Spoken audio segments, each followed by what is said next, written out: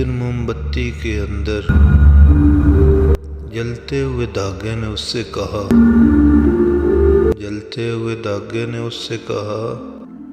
جلتا تو میں ہوں پر تیرے آنسو کیوں نکل آتے ہیں جس پر موم بتی نے جواب دیا، جس کو دل میں جگہ دی ہو